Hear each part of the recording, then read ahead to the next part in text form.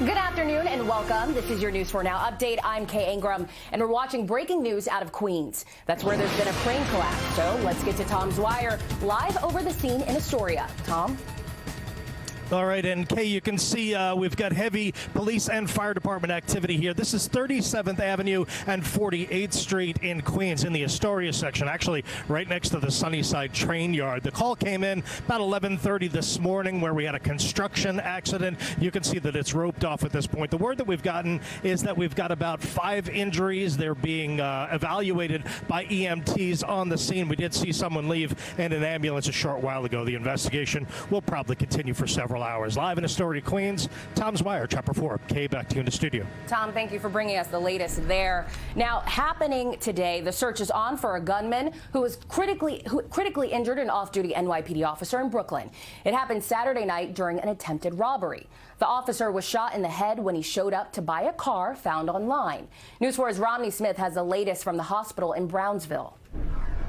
That young off-duty officer was with his brother-in-law, and he was off-duty at the time when he was simply trying to buy a vehicle that he had found on Facebook Marketplace. He went into Brooklyn, and when he met up with the alleged seller, that's when the gunfire erupted. There were more than a dozen shots fired, and that officer was shot in the head. He was brought here to Brookdale Hospital in Brooklyn, where he is currently listed in critical condition. Mayor Eric Adams says he has spoken with the officer's family, and that right now they are making decisions that are very difficult. At this point in time, NYPD still searching for the suspect and say if you know anything that can help them identify the suspect or their location, to call them immediately. Reporting in Brownsville, Brooklyn, Romney Smith, News 4 New York. Romney, thank you for the latest there. Now, happening today, a jury is expected to begin deliberating over the death penalty or life in prison for the man who killed 8 people on a Manhattan bike path. It's the first day of the penalty phase in the trial of Sayfullo Saipov. Last month, he was found guilty of the deadly attack on a Hudson River bike path on Halloween of 2017. Investigators say the now 34-year-old showed no remorse and used the carnage as a way to impress ISIS in what was the deadliest terror attack since 9/11. Now, take a look at this. Police are looking for the person seen here in this photo who they say shot a jewelry store worker during an attempted robbery in Brooklyn. Surveillance video shows the suspect holding a gun as he bursts into the store on 5th Avenue and Sunset Park yesterday afternoon.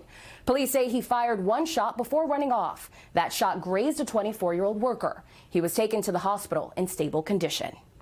An investigation is being launched after a woman turned out to be alive after she was brought to a funeral home on Long Island. Police say the unusual chain of events started just after 11 a.m. Saturday, when the 82-year-old woman was pronounced dead at Water's Edge Rehab and Nursing Center in Port Jefferson. At 1:30 that afternoon, she was transported to the O.B. Davis Funeral Home in Miller Place. And about 40 minutes later, someone at the home determined the woman was still breathing.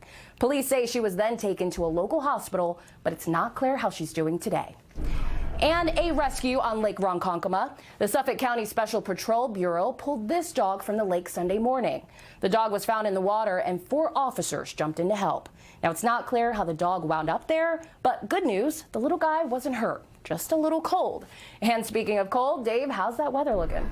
Well, it looks like the cold is gone. The mild weather is here, and it's here to stay. Let's take a look, Kay. We're going to see temperatures in the 50s running through much of the next 10 days. Yes, there's a chance for showers by the end of the week, but keep in mind, for the most part, with the exception of a cool day tomorrow and then maybe cooler weather for the weekend, we're on our way into significantly above average conditions right through about the 16th of February. You can see the darker colors there indicate that. So we'll see 50-degree temperatures as you walk out the door right now. 16-mile-per-hour gusts with north winds sustained at about 9 miles per hour. Heading into this evening, we'll see those temperatures drop, but we'll go from about 50 to 32 degrees, still relatively comfortable, with sunrise at 6:59 tomorrow. There's your 10-day forecast. You can see riding that warm, kind of that warm wave right on up all the way into the upper 50s by the end of the week, with a cooler weekend after that. That's a quick look at the weather picture, Kay. All right, great to know. Thanks, Dave.